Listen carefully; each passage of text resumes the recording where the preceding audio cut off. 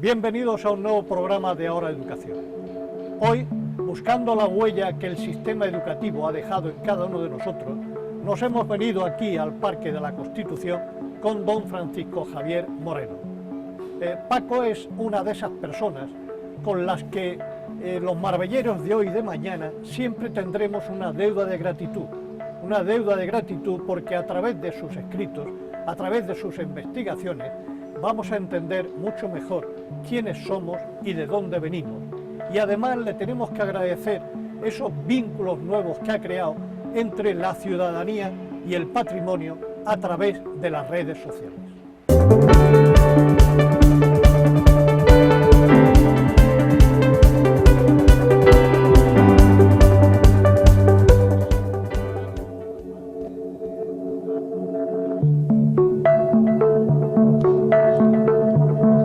Hay personas que pasan por la vida procurando hacer poco ruido.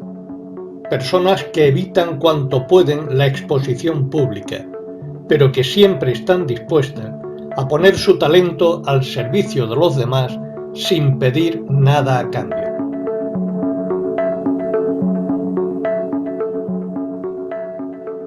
Las hay incluso, como en el caso que nos ocupa, que no dudaron en dar un paso al frente cuando esta ciudad lo necesitó. Y entonces era para afrontar una tarea muy ingrata. Encontrarse con personas así te agranda la esperanza de que por fin esta ciudad asuma su pasado y empiece ya a saber qué quiere ser.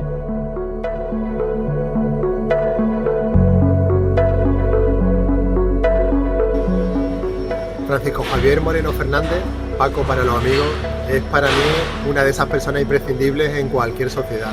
No son tantas las aportaciones en el campo de la investigación histórica sobre nuestro municipio y por tanto esa labor debe ser reconocida a los que con mucha dedicación y esfuerzo han invertido tanto de su vida en dar luz a periodos o acontecimientos clave de nuestra historia. Y no solo en la labor investigadora está su contribución, hay que darle un mayor reconocimiento si cabe en el campo de la difusión de la historia y la intrahistoria de nuestro municipio, con una labor gigantesca y pedagógica de acercar la historia a sus ciudadanos con su web personal dedicada a la historia o su conocida y dinámica página de Facebook Historia de Marbella, con sus miles de publicaciones y sus más de 11.000 seguidores que pueden conocer la historia de Marbella de forma amena. Para mí una labor impagable de difusión. Además, a mí me gustaría agradecerle como presidente de Marbella Activa su accesibilidad y disponibilidad con la asociación para impartir conferencias o en actividades divulgativas, dando a conocer nuestro patrimonio, nuestra historia, así como en animar a otros investigadores a profundizar en nuestra historia, como ha sido el caso del Premio de Investigación Histórica Fernando Alcalá, del cual era su coordinador. También le quería agradecer su participación como miembro del jurado de nuestro concurso de relato, desde su primera edición hasta la última edición, que lleva por la 7ª y siempre con su apoyo. Paco, bienvenido. Muchas gracias. La verdad que tenía muchísimas ganas de poder hacer esta entrevista contigo. Hombre, es un placer estar siempre contigo. Bueno, posiblemente algunas de las personas que nos ven no tengan ni idea de quién es don Francisco Javier Moreno.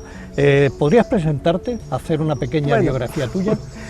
No soy don Francisco Javier Moreno, soy un ciudadano normal, una persona normal, con una vida normal, problemas habituales y no me considero ni don, ni personaje, ni nada, simplemente una persona más que participa en la ciudad, que intenta colaborar, que intenta ayudar y poco más.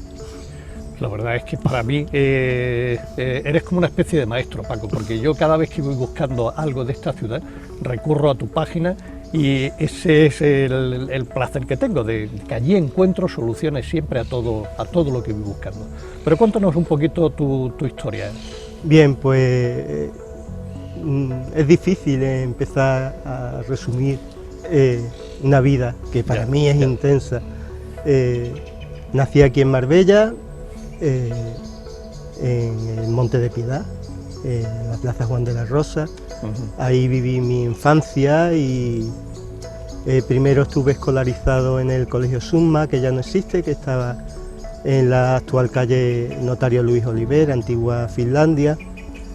Posteriormente pasé al Colegio Hermanos Gil Muñiz en cuarto de GB y allí terminé pues la educación general básica, de la que guardo un recuerdo estupendo. Por ahora después hablaremos Sí. de todo esto un poquito más. Y después pasé al Instituto Río Verde, que estuve solo un año porque coincidió que abrieron el Sierra Blanca al año siguiente y nos trasladaron a muchos de los que estábamos en Río Verde.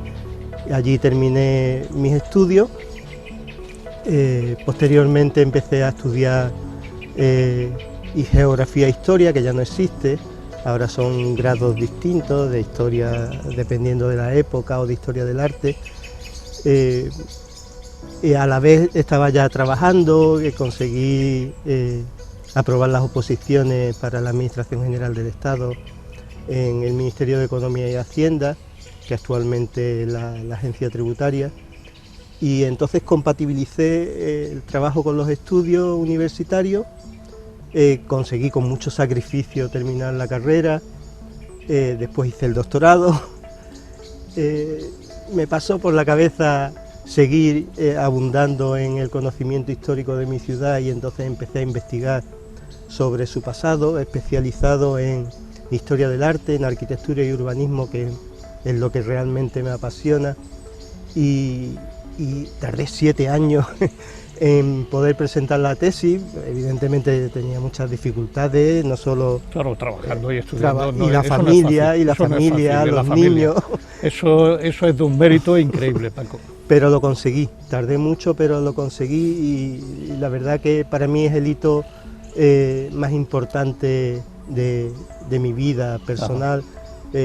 Conseguir ese doctorado en Historia del Arte para mí fue un antes y un después, porque yo no era consciente de la envergadura que había tomado ese trabajo, que se tradujo en un libro, El Centro Histórico de Marbella, Arquitectura y Urbanismo. Lo conozco. Que ahora estoy a punto de presentar una nueva edición, porque la Universidad de Málaga quiere reeditarlo y entonces he actualizado, porque han pasado muchos años, han pasado ya 16 años, y he actualizado todos los datos, todo lo que se conoce y todo lo que no había incluido entonces, y espero que quede una nueva edición que siga ayudando a las personas interesadas en su historia y en su patrimonio. Desde luego. Oye, ¿toda la carrera la hiciste aquí en Málaga? Sí, en Málaga. En Málaga, todo, ¿no? Vaya, los 2 primeros años estaba viviendo en Málaga, en tercero me vine aquí a Marbella a trabajar, iba todos los días a Málaga por la tarde, terminaba de trabajar y me iba a clase por la tarde, volvía a las 9 de la noche y así un día detrás de otro. No, eso es un sacrificio enorme, Paco. Sí lo es. Yo sé lo que puede suponer. Oye, ¿nunca te planteaste la posibilidad de seguir en educación?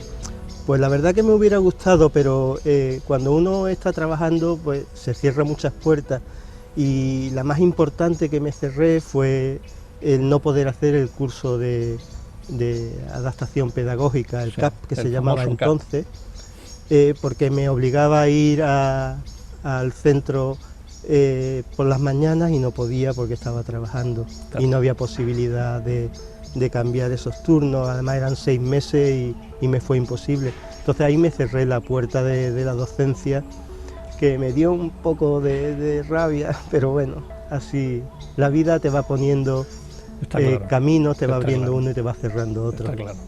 De todas formas, que sepas que yo veo en ti un docente que hubiese sido excelente, de verdad. Por todo lo que leo tuyo y por todas estas cosas, me da la impresión de que en la docencia hemos perdido un personaje que podría haber sido significativo. Se puede enseñar mucho fuera de los centros educativos. Lo sé.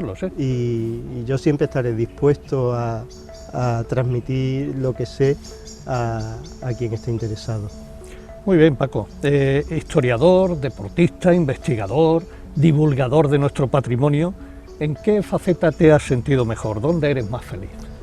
Bueno, yo feliz con el deporte, sin duda. El deporte transmite una felicidad, una sensación de libertad y un estado de bienestar que no se consigue porque la historia, la divulgación del patrimonio histórico y todo eso tiene muchos sinsabores y polémicas y luchas y peleas, que no es tan gratificante como esa sensación de estar subido en la cima de una montaña y sentirse solo.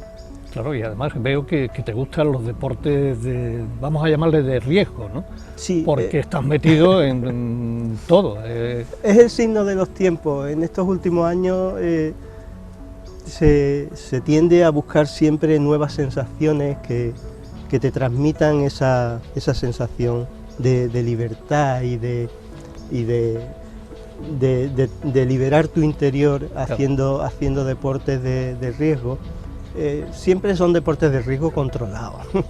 A pesar de que tengo y he tenido accidentes y lesiones, algunas un poco importantes, pero siempre estás deseando recuperarte para volver a intentar esos nuevos retos que son los que te llenan.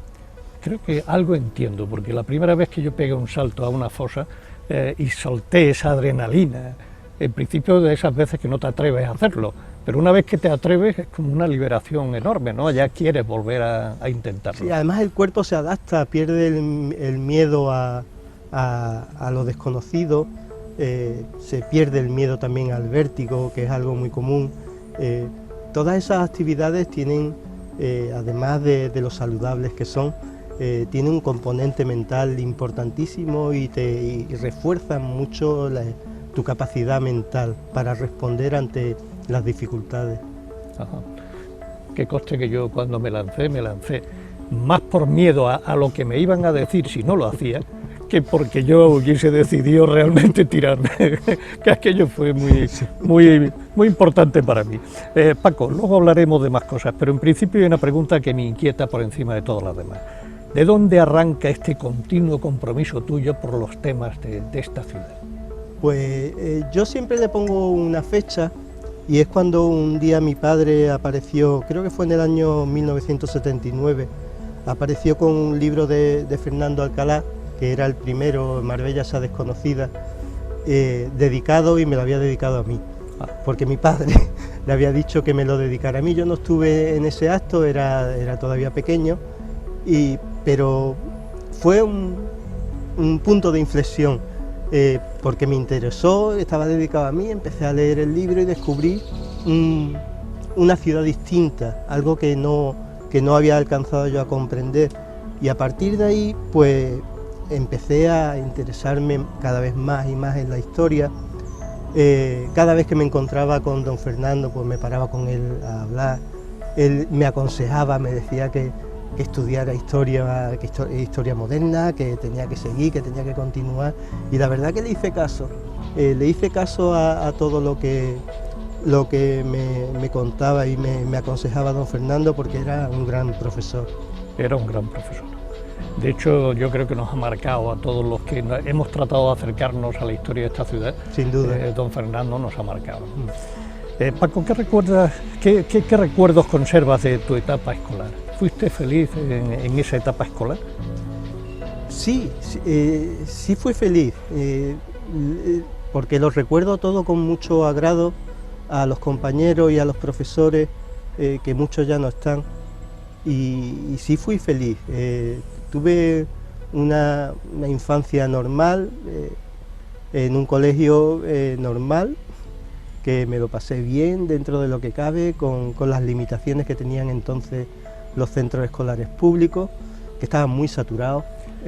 Siguen estando saturados, pero sí, entonces, pero entonces era no como mucho más. Entonces, hubo un tiempo que estábamos incluso con turnos partidos de 45 niños por clase. Hacíamos turnos, quiero recordar que era uno de 8 a 11:30 y otro de 11:30 a 2 o algo así, y después por la tarde de 3 a 5 y de 5 a 7. Eso es una saturación enorme. Una saturación brutal. Pero a pesar de eso, pues tenía sus problemas, sus cosas heredadas del antiguo régimen, como que todavía se utilizaba el castigo físico, lo de formarnos en la entrada como una formación militar. ¿Llegaste a conocer esa etapa? ¿Tú eres, sí, yo me formaba... Tú eres mucho más joven que yo. ¿Cómo conociste tú esa etapa? Sí, fueron un par de años solo, que nos hacían formar en la entrada, nos poníamos todos en fila y manteníamos, eso lo recuerdo manteníamos la distancia y todo eso. Y lo del castigo físico, eso sí me ha contrariado bastante, ¿no? No recuerdo eso no tengo buen recuerdo de esos castigos físicos, que eran muy normales, porque se consideraban totalmente aceptados, pero alguna vez el castigo a algún compañero lo sentí como una agresión, como una humillación, y la verdad que no me gustaba, no me gustó ni me gusta. Yo conservo recuerdos ingratos de esa situación, además que en tu escuela no se lo utilizaban, en la mía, aparte del palo, llegaban a utilizar una correa, que esa cuando te pegaba justo aquí en la muñeca, eso era, te hacía ahí un verdugón enorme, ¿no? Y la verdad que son recuerdos que uno pretende olvidar, ¿no? Y afortunadamente andan por ahí, se han despertado ahora mismo por lo que tú contabas, pero están olvidados. Y toda mi época estudiantil, pues, de un niño normal con sus inquietudes y sus ilusiones, era un poquito gamberro, pero ¿quién no ha sido gamberro cuando niño? Lo mínimo que se puede ser, Paco. Oye, y en aquellos tiempos existía también estas situaciones de acoso escolar, de maltrato, porque imagino que habría de todo también, ¿no? Sí existían. Yo creo que es algo consustancial a los colegios, a los centros escolares, esas situaciones de maltrato a personas vulnerables, a personas que no tienen esa capacidad de liderazgo, no saben defenderse, o personas que tienen ciertas taras físicas o psíquicas. Cualquier cosa se utilizaba para poner... La crueldad de los niños no tiene límite. Y yo no he sufrido acoso escolar, yo no lo recuerdo en ningún momento, pero sí que he visto situaciones muy desagradables de compañeros a los que se les apartaba o incluso se les agredía sin ningún motivo, con una crueldad tremenda. Eso es lo tremendo, que es sin ningún motivo y con una crueldad. Pero afortunadamente eso también ha cambiado y ahora se persigue, entonces no se hacía nada. Entonces era como algo normal. Tú te las arreglabas como podías, ¿no? Sin y duda. Cada uno tenía que sobrellevarlo de la manera que pudieran. También en aquella época ya estaban en clase los chavales que tendrían cierta discapacidad. O entonces en mi colegio no recuerdo ningún caso. Lo que sí recuerdo es que había 3 cursos, A, B y C, y que sí había ciertas diferencias dependiendo de la capacidad intelectual. En el grupo D eran los que, por decirlo de alguna manera, más marginales, como que casos perdidos, ¿no? Y eso, con el tiempo, reflexionando ya en edad adulta, lo consideraba una discriminación bastante grande, porque eran como una especie de guetos muy suaves que diferenciaban entre alumnos, y lo ideal hubiera sido integrarlo. ¿Tenía también algo que ver con las posibilidades económicas de los chavales? Sin duda. Sin duda, ¿verdad? Sin duda. Sin duda. Yo creo que todavía no hemos conseguido ese nivel de igualdad que habría que conseguir. Pero en fin, ¿qué se estudiaba, Paco? ¿Había exámenes entonces o no? Sí, claro que había exámenes. Había exámenes, ¿no? Sí, había exámenes y mucha memorización. Eso no te creas que ha cambiado mucho, ¿eh? No ha cambiado, ¿no? No te creas que ha cambiado mucho. Bueno, ahora hablan de nuevos sistemas educativos, tipo finlandés, etcétera, etcétera. Hablamos de cantidad de cosas, pero todavía no hemos llegado realmente a un sistema que facilite el pensar, ¿eh?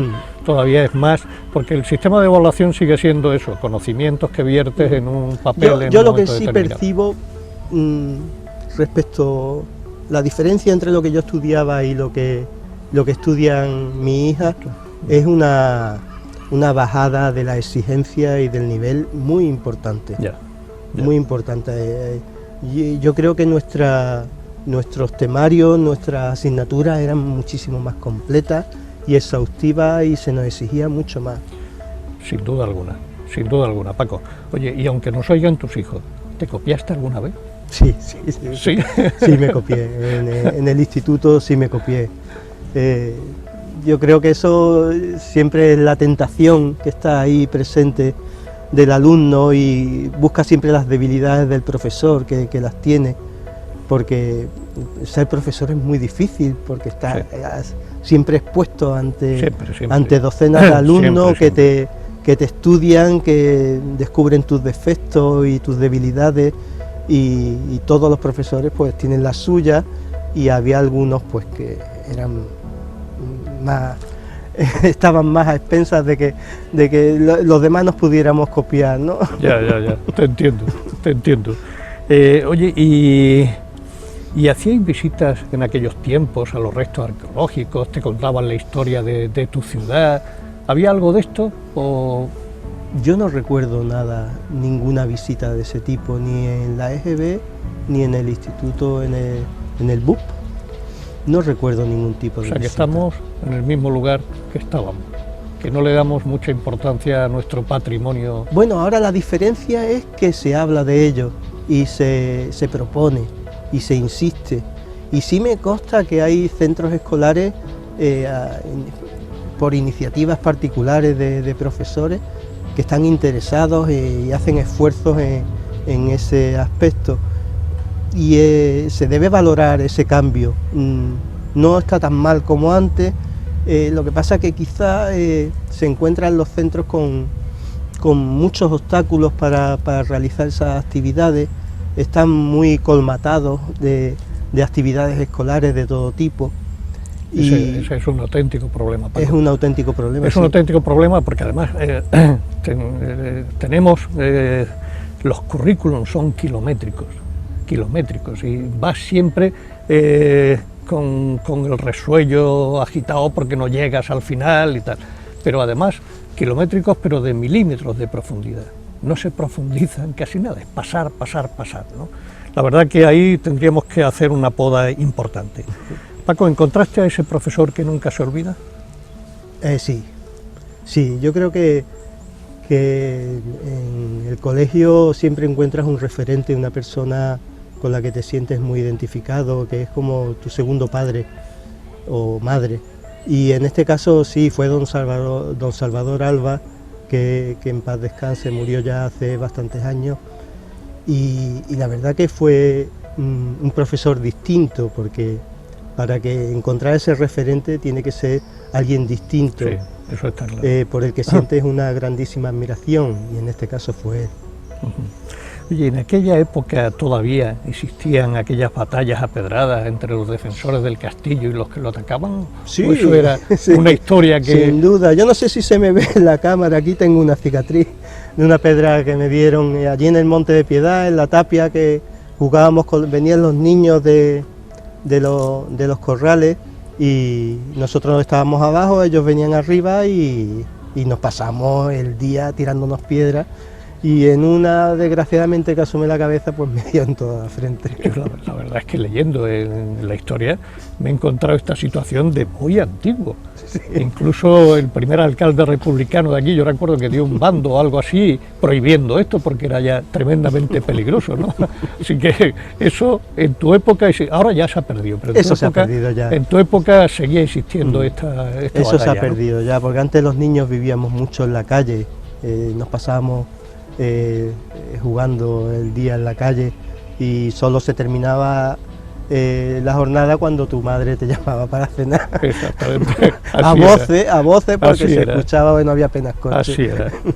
Oye, ¿qué leyendas os solían contar? La leyenda del hombre del saco, el Moro Mustafá, todo esto. Sí, esas leyendas siempre han estado presentes, ¿no? La del hombre del saco, sí que la recuerdo, y era una forma también de meternos miedo para que tuviéramos cuidado. Yo creo que esa es de todos los pueblos. Yo recuerdo algo que no fue leyenda, que fue verdad, pero que causó un impacto importante, fue la posible llegada del Lute, de Eleuterio Sánchez, ajá, que se convirtió en el enemigo número 1 de España, el más buscado, y que estaba por aquí, se creía que estaba en Cártama, estaba en Marbella, y se puso todo el mundo alerta. Ajá. Y era como una situación de pánico por donde ibas, fuera por si te encontrabas al lute, y eso sí lo recuerdo. Eso sí lo recuerdas. ¿Y te acuerdas también que la gente hablase de estas leyendas propias de nuestra ciudad? Muy poco, muy poco. Muy poco, ¿no? Muy poco. Yo creo que el que realmente sacó estas leyendas y las puso en su sitio fue don Fernando, porque Marbella es una ciudad de aluvión, que era un centro histórico muy pequeño que de pronto, a partir de los años 60, comienza a llegar gente de fuera que evidentemente no tiene ningún arraigo con la ciudad, no conoce claro, esas leyendas, claro, ni ha tenido contacto con la historia. Y don Fernando pues empezó a recuperarlas, y sobre todo la de la cueva de Mustafá en el castillo. Esa es quizá la más popular en Marbella. Ajá. Ya para terminar este capítulo, ¿la escuela te ayudó a encontrar aquello para lo que tú servías, aquello que te hace único, o no llegó a...? No. En la escuela no me lo planteaba, pero en el instituto sí. Yo sí sentí cerca el fracaso escolar en el instituto. De hecho, aunque pueda parecer sorprendente, pero repetí 3 veces COU. Y yo ahora, con la distancia, lo achaco a que no se me orientó, no había las orientaciones pedagógicas que hay ahora, ni los tratamientos psicológicos de apoyo, evaluaciones y todo eso, no había nada, ¿no? Y yo la verdad que no sentía en el instituto atracción por el estudio, me aburría muchísimo, pero pasaron los años y me matriculé en el nocturno de COU, y recuerdo que saqué la máxima puntuación del curso en la clase, y también la máxima en selectividad de letra. Entonces entendí que el problema no era yo, que el problema claro, quizá era el sistema educativo que me estaban ofreciendo. Ahora no queda más remedio que hacer una pequeña pausa publicitaria. Ya sabéis que a la vuelta nos espera la segunda parte de esta interesante entrevista.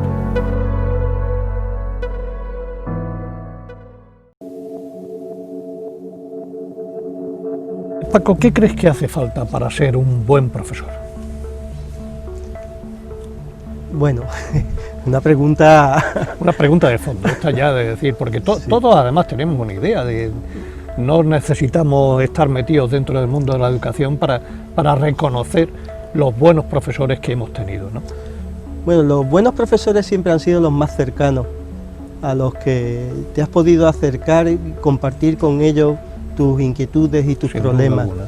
El buen profesor es muy sencillo, no solo el que enseña muy bien, sino el que escucha, el que sabe transmitir esos conocimientos, que es muy importante. Pues hay profesores cuya sabiduría es inmensa, es descomunal, pero después no saben transmitirlo. Así es.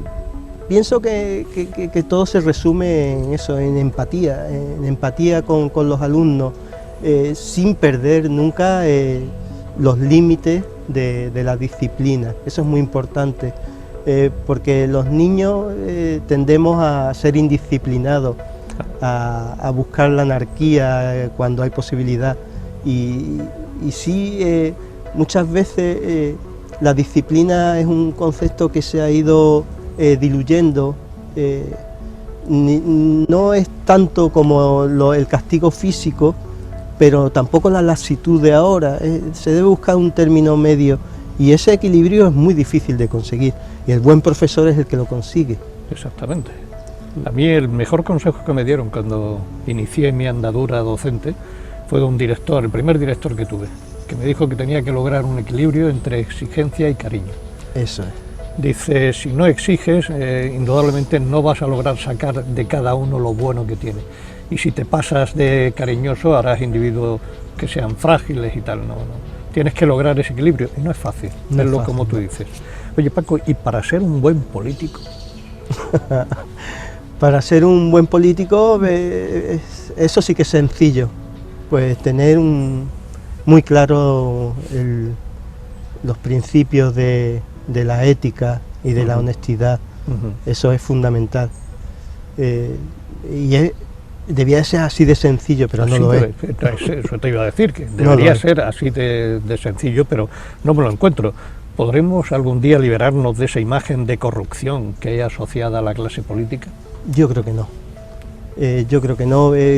Tal como se ha desarrollado en estos últimos 30 años la clase política, cómo se ha encastrado en lo que llaman la casta. Hubo un ensayo de José María Izquierdo, ahora 15 años así, que se llama La casta, que enmarcaba muy bien la situación que se había producido en España con la clase política, cómo se habían encerrado en una burbuja, en compartimentos estancos, alejados de la población y de la ciudadanía, y habrían creado una nueva clase social, una especie de oligarquía muy distinta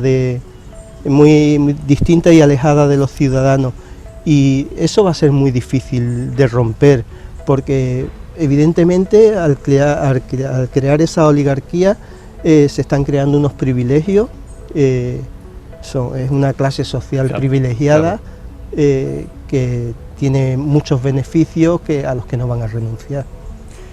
¿Y crees que sigue siendo tan poderoso como siempre don Dinero? Bueno, ¿o hemos construido una sociedad un poquito más igualitaria? El dinero está siempre presente, sin duda, porque nos obligan a ello, pero yo sí que detesto en estos últimos años la recuperación de cierta sensibilidad en pro del medio ambiente, en pro de la cultura, de esa sensibilidad que va acompañada de unos principios por los que se luchan, y muy individuales, que algunas veces se colectivizan en asociaciones de diferente tipo, ya sean medioambientales, patrimoniales, culturales, musicales, asociaciones de vecinos, todo ese conjunto, todo ese conglomerado de ciudadanos que luchan por algo en lo que creen, y eso es muy importante y está muy presente en la sociedad, y quizá sirva de contrapeso ante esa clase política que está tan alejada, pero que no tiene más remedio que acercarse. Ojalá, Paco, ojalá pueda seguir siendo así. ¿Hasta qué punto crees que un pueblo es responsable de lo que le pasa?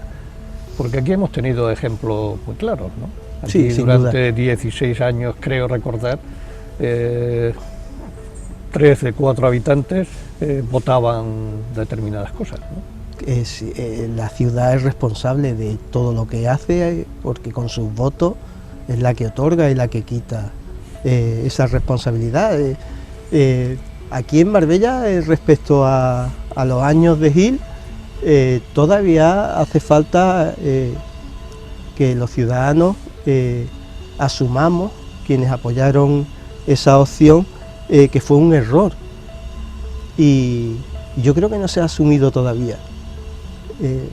Siguen manteniéndose unos tics soslayados, un sentimiento de que todavía el recuerdo de Gil no es tan malo, porque robaba pero hacía. Eso permanece en la sociedad local, aquí en Marbella, permanece todavía incrustado en el alma, de cada día, y lo escucha, y la verdad que duele un poquito. Sí, la verdad es que duele un poquito. Normalmente ahora no sueles encontrar a nadie que votase al señor Gil, ¿no? La gente olvida con rapidez todo lo que pasó, pero yo recuerdo aquella etapa, y en la oposición real a los proyectos de Gil había muy poca gente. Yo recuerdo cuando estábamos peleando por el pecho de las cuevas, por la defensa, aquellas manifestaciones, más de 100 personas no había, Paco. Sí, la verdad que aquella etapa la recuerdo como una travesía en el desierto. Clamabas, gritabas por lo que tú creías que era justo, pero nadie te escuchaba. Es una sensación de soledad tremenda, y además con muchos sinsabores, porque la sociedad en Marbellí se había polarizado mucho, había alcanzado un alto grado de crispación, parecido con la debida distancia a lo que está pasando actualmente en la sociedad española, y había muchos enfrentamientos entre amigos e incluso entre en las familias, en los que estaban a favor de Gil y los que estaban en contra, y eso resultaba muy traumático porque se había roto la convivencia de la ciudad, y creo que eso supuso un antes y un después. Yo creo que después de Gil, Marbella no ha levantado cabeza, se mantiene una crisis estructural permanente, una crisis no solo en cuanto a infraestructuras, economía, por las deudas que tiene la ciudad, sino también una crisis existencial. Marbella no sabe lo que quiere ser. Ya. A ti te tocó estar en tiempo de la gestora al frente de Cultura y Educación. ¿Te importaría recordarnos un poco cómo nació aquella cuestión de la gestora y qué recuerdos tienes de aquella etapa? Eso fue como un engendro que se creó un poco a toda prisa, porque se planteó la posibilidad de disolver la corporación de Gil, porque habían aumentado las detenciones y los casos de corrupción, estaban siendo muy perseguidos, y se había convertido el gobierno municipal en algo insostenible, no se gobernaba. Entonces el gobierno central, a través de la Diputación Provincial de Málaga, propuso la creación de la comisión gestora, en la que estaban representados los 4 partidos que no eran del Gil, era el PSOE, PP, el PA e Izquierda Unida. Y entonces a mí, yo tengo que decir que nunca he militado en ningún partido. He colaborado con el partido que me lo ha pedido siempre, sin ningún problema, pero estaban buscando, el Partido Socialista estaba buscando personas con un perfil independiente, y me llamaron a mí. Yo acababa de dejar la presidencia de la Asociación Cilniana, y me propusieron ser miembro de la comisión gestora sin ningún precio político, sin ninguna hipoteca. No me exigieron ni que fuera militante. Otros partidos sí pusieron a militantes y a personas con un perfil político, y en mi caso no fue así, y la verdad que me dieron horas para aceptarlo porque la creación era inminente, y finalmente lo acepté. Fueron 12 meses de un trabajo muy intenso, muy ingrato, con el ayuntamiento en quiebra, las arcas vacías, sin presupuesto, pero teníamos que dar una sensación de normalidad y de recuperación, y no solo de recuperación de la actividad, sino de recuperación moral y ética, y porque esos principios los habían machacado literalmente, y la verdad que costó. Fue una época de sinsabores, una época en la que tuve muchas alegrías y algún reconocimiento, pero también cuando uno se expone al público, a mí nunca me ha gustado ser un personaje público. Yo soy una persona muy tímida y muy introspectiva y muy normal, y la verdad que me costaba exponerme al público, pero bueno, pasó, y ahora desde la distancia pues no guardo ni buen ni malos recuerdos, ni mal recuerdos, simplemente guardo un recuerdo. Me gustaría destacar algo que admiro mucho de mi hermano Francis, Paco para los amigos, de su carácter y personalidad. Es una característica aplicable a sus dos pasiones, la historia y el deporte, que es su tenacidad, su espíritu de superación y su capacidad de sufrimiento. Mi hermano no hace deporte, pero no juega al pádel, por ejemplo. Él sube 3000 en Sierra Nevada, o sube al Mont Blanc, o hace carreras de 100 kilómetros, cosas que en un principio piensas que son dificilísimas, son retos casi imposibles para casi todo el mundo. Hola papá, me paso por aquí para agradecerte todo lo que me has inculcado desde que soy pequeñita, pero especialmente quería destacar la pasión por aprender, el empeño y la fuerza de voluntad de dedicarle tiempo a lo que realmente te guste, ya que sin eso no podría estar ahora mismo acabando la carrera. Ya que estoy finalizando esta etapa y he llegado a este punto, me di cuenta de que me encantaría poder dedicarle tiempo y trabajo a algo que realmente me guste. Y estoy muy orgullosa de ti porque tú lo has conseguido. Y estoy segura de que has llegado tan lejos porque la historia de Marbella es algo que te apasiona. Y al fin y al cabo, tanto esfuerzo y dedicación durante tantos años tienen su recompensa. Así que enhorabuena, papá, te quiero mucho.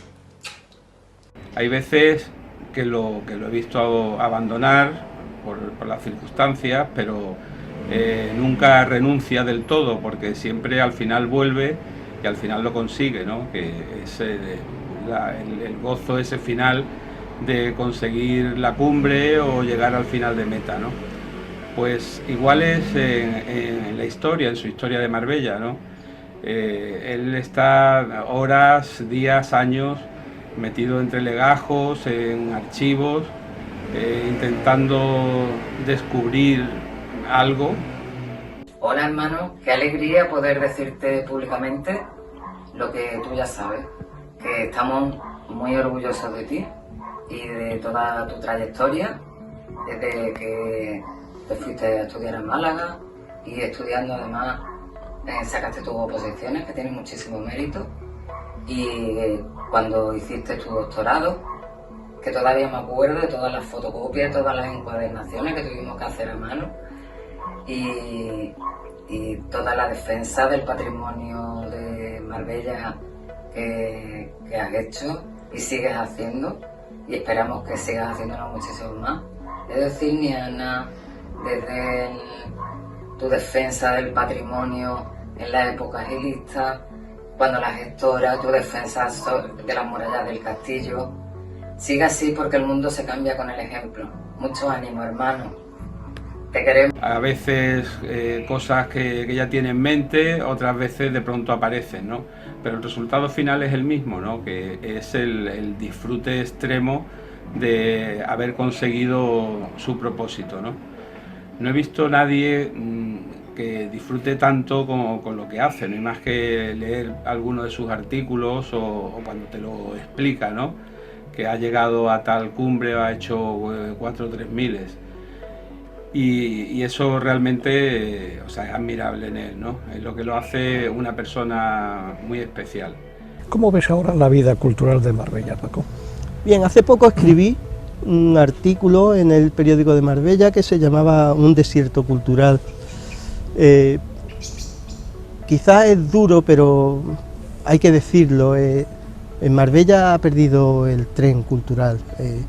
Da mucha envidia respecto a otras ciudades, el dinamismo cultural que están proponiendo, y todo se reduce a inversión y a tener un plan, un objetivo cultural.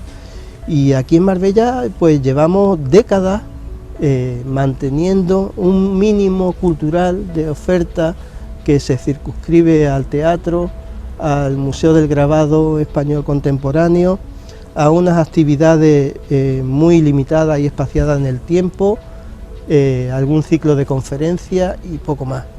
Y entonces yo lo que estaba denunciando es que Marbella necesita un revulsivo, necesita plantearse el mismo sentido de la ciudad como destino turístico, que otras ciudades lo han entendido y han optado por la cultura como objetivo de atracción turística, y que aquí en Marbella habría que plantearlo, y eso pasa por una inversión fija en el presupuesto anual, de inversión en rehabilitación del patrimonio, de inversión en equipamientos culturales. Desde luego. Que estamos súper escasos. Es sorprendente la falta de espacios culturales que hay en Marbella. Desde luego, Paco. Los pueblos que pierden sus raíces, pierden su identidad, y con ella los lazos emocionales que nos unen siempre a este espacio y a esta gente. ¿Cómo podemos acercar a nuestros vecinos a nuestra historia si ni siquiera contamos con un museo de la ciudad donde guardar nuestra memoria colectiva? ¿Tan poco valor tiene nuestro pasado, Paco? No, nuestro pasado tiene un valor inmenso. Es una ciudad riquísima en historia.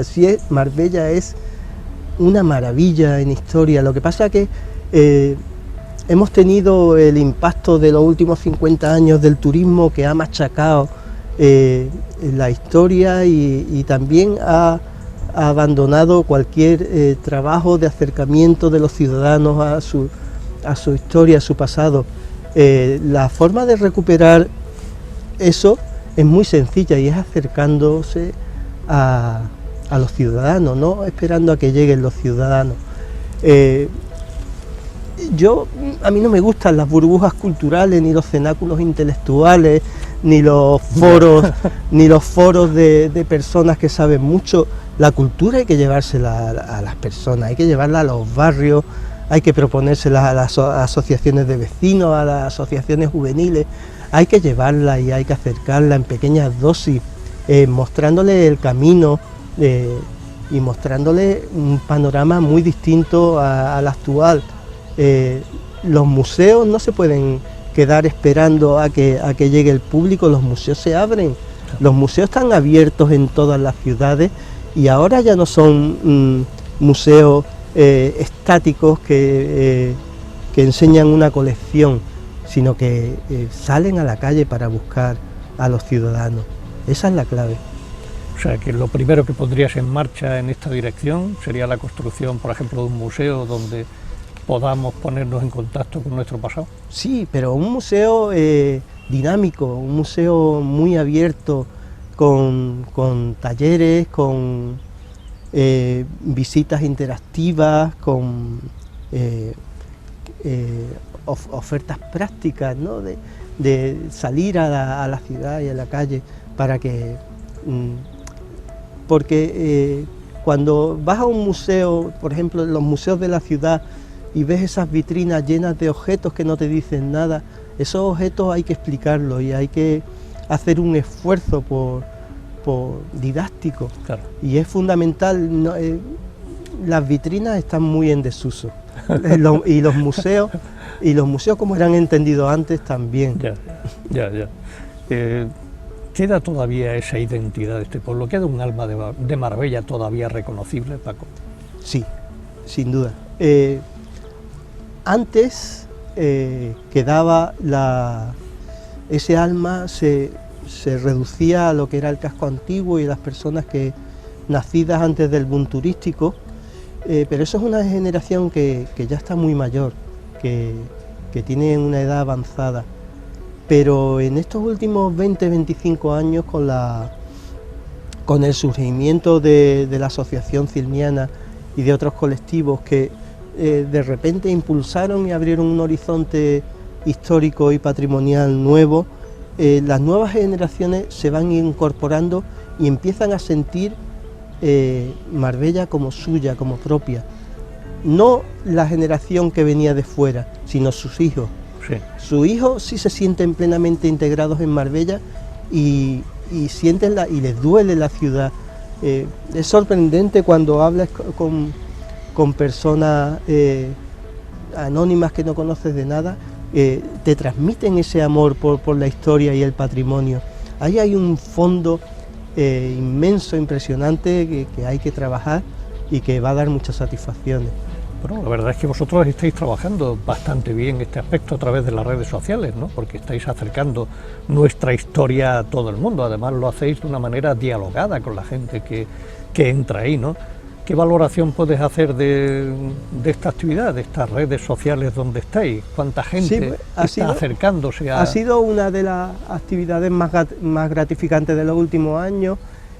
Hace 8 años, 9 años, se me ocurrió crear un grupo en Facebook que se llama Historia de Marbella y la verdad que la respuesta ha sido sorprendente. Actualmente hay unos 11.000 miembros y que participan activamente y que se interesan muchísimo por todo lo que se publica y yo creo que la clave del éxito es porque no solo le estaba mostrando imágenes del pasado, ni estás acudiendo a la nostalgia, sino que le estás explicando los hechos históricos, lo que realmente sucedió desde una perspectiva científica e histórica, y eso está abriendo mucho los ojos y está creando una sensibilidad, y la ciudadanía está reclamando la recuperación de su patrimonio y de su historia, y se siente muy cercana a sus monumentos y a su pasado, y creo que el gobierno municipal debía de tomar nota de eso e impulsar una política basada en proyectos de recuperación. El patrimonio en Marbella, el urbano, está muy dañado, pero todavía hay islas en las que se puede trabajar y recuperar, hay vestigios muy importantes esparcidos a los que no se le presta atención, y que creo que ya va siendo hora de que cierre esa puerta de cuando andaba en la travesía del desierto para que sea ahora una travesía más fructífera, donde se empiecen a ver los resultados, y solo se necesita voluntad política. Me llamo Pico, soy un apasionado de la fotografía y sobre todo de la historia. Esta última pasión me llevó a profundizar en la misma y a seguir los trabajos de personas dedicadas al estudio, investigación y divulgación de sus descubrimientos sobre historia. Entre ellos sigo con especial interés los trabajos que realiza Francisco Javier Moreno, al que descubrí y conocí personalmente hace ya algunos años. Sus trabajos de investigación histórica han sido divulgados en muy diversos artículos de revistas, periódicos, etc. Principalmente lo sigo con muchísimo interés en su página de internet denominada Marbellense. Como digo, es interesantísima. Aunque para mí su trabajo más interesante y extenso es su tesis doctoral, la cual fue publicada en 2004 por la UMA. Está dedicada a la arquitectura y urbanismo del centro histórico de Marbella, siendo sin duda el trabajo más completo sobre arquitectura que existe de nuestro pueblo. Mi amistad con Paco me animó a divulgar en la página Historia de Marbella de Facebook, de la que él es el creador, algunas de las fotografías históricas con las que cuento en mi archivo y que he coleccionado durante muchísimo tiempo. También, animado por él, he tenido el atrevimiento, siendo un mero aficionado, a escribir relatos cortos sobre las fotos que publico, viniendo con esto a enriquecer el conocimiento sobre los sitios a cuantos miembros siguen esta página.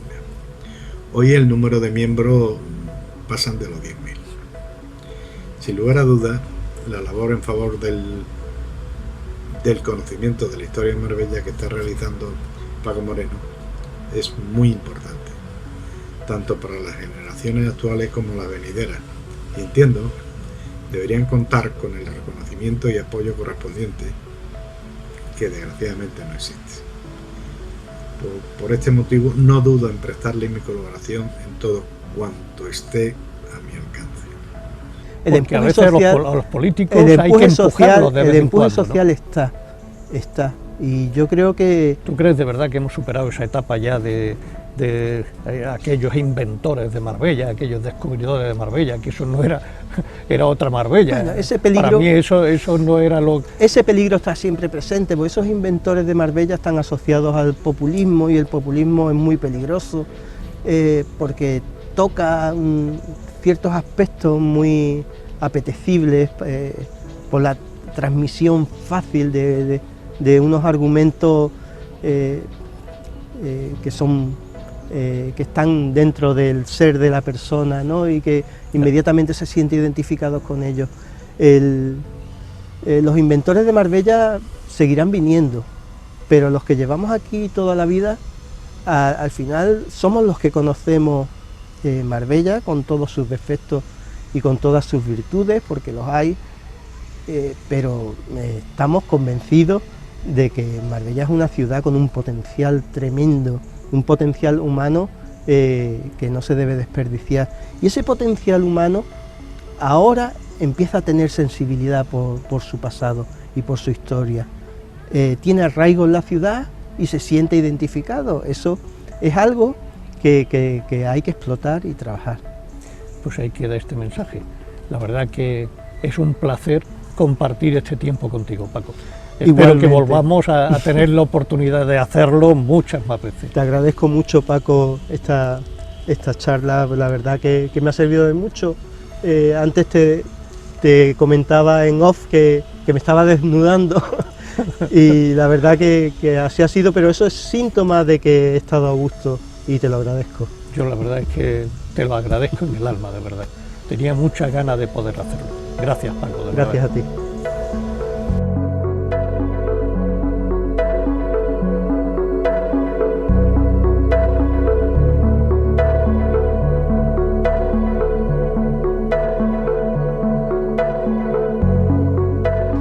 Hasta aquí nuestro programa de hoy. La próxima semana volveremos con nuevos temas y nuevos protagonistas. Hasta entonces, que tengáis una feliz semana.